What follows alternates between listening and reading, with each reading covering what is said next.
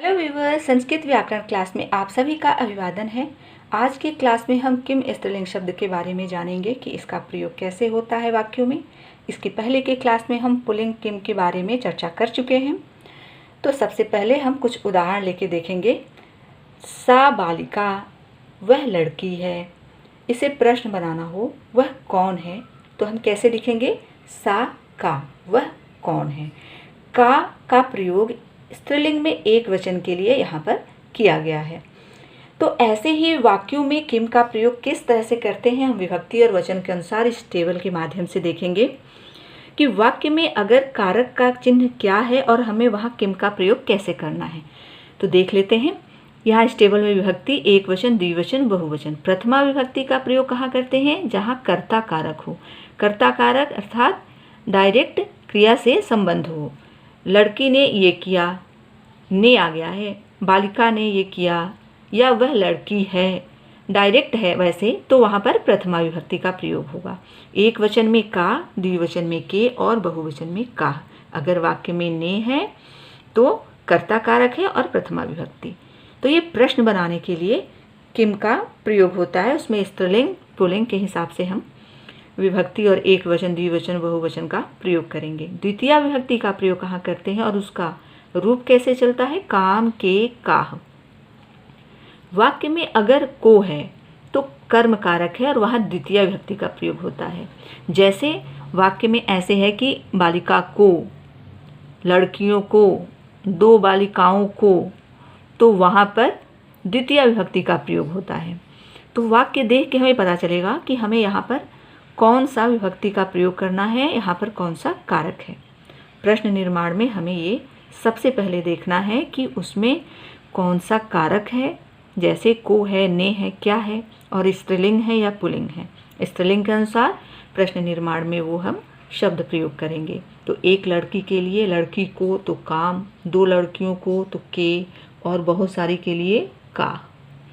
तो इस तरह से द्वितीय विभक्ति का प्रयोग करेंगे। तृतीय विभक्ति में कया, काभ्याम, काभि। प्रश्न निर्माण में हम कैसे करेंगे? अगर दिया हो कि बालिका के द्वारा, दो लड़कियों के द्वारा ऐसा हो, तो हमें यहाँ पर एक के लिए कया, दो के लिए काभ्याम और बहुत सारी के लिए काभि। प्रश्न निर्माण किसके द्वारा? तो कया। अगर स्त्रीलिंग है, एक वचन में है तो कया। इस तरह से हम तृतीय विभक्ति का प्रयोग करेंगे। चतुर्थी विभक्ति का प्रयोग देखते हैं कि चतुर्थी विभक्ति का प्रयोग हम कहाँ पे करते हैं। चतुर्थी विभक्ति का प्रयोग संप्रदान कारक हो, वाक्य में के लिए हो। जैसे बालिका के लिए, रमा के लिए, एक वचन में है कस्यै काभ्याम काभ्यः।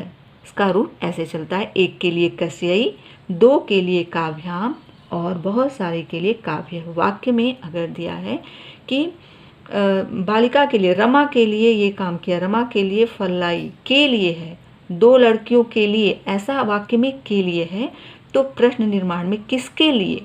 तो अगर स्त्रीलिंग एक वचन में है तो कस्यै प्रयोग करेंगे। ये चतुर्थी विभक्ति है। पंचमी विभक्ति का प्रयोग कहाँ करते हैं? वहाँ पर वाक्य में से और अलग, ऐसा वो से जो अलग हो रहा है, उसके लिए हम प्रश्न निर्माण में पंचमी विभक्ति का प्रयोग करेंगे। ऐसे रूप चलता है कस्याः काभ्याम काभ्यः। किससे, किन दोनों से, किन सबसे। तो वाक्य में अगर से है, बालिका से, उसने लिया, मतलब वो चीज़ अलग हो रहा है, तो यहाँ पर कस्याः, एक के लिए अगर स्त्रीलिंग है तो, दो के लिए काभ्याम और बहुत सारे के लिए काभ्य। षष्ठी विभक्ति का प्रयोग कहाँ करते हैं और कैसे रूप चलता है? कस्याः, कयोः, का साम। कस्याः, इसका प्रयोग कब हम करेंगे प्रश्न निर्माण में? अगर प्रश्न में ऐसा है कि लड़की का, दो बालिकाओं का, रमा का, ऐसे है, या उसकी, उसके, ऐसा स्त्रीलिंग होना चाहिए, या मेरी, ये मेरी पेन है, तो स्त्रीलिंग में री और यहाँ पर नी भी आ सकता है, अपनी, अपनी पुस्तक, तो किसकी?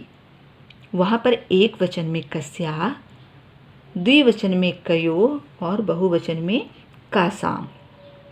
यह कारक नहीं है, संबंध को कारक नहीं कहते हैं, लेकिन षष्ठी विभक्ति का प्रयोग होगा। तो वाक्य में क्या चिन्ह होना चाहिए? का, की, के, रा, री, रे, ना, नी, ने, ये चिन्ह है और उसमें इसमें से कोई भी हो तो वहाँ पर षष्ठी विभक्ति का प्रयोग होगा।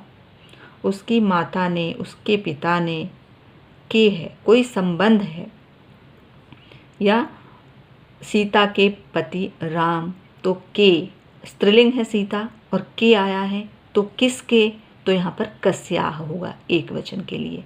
द्विवचन के स्त्रीलिंग में कयोः और बहुवचन में कासाम।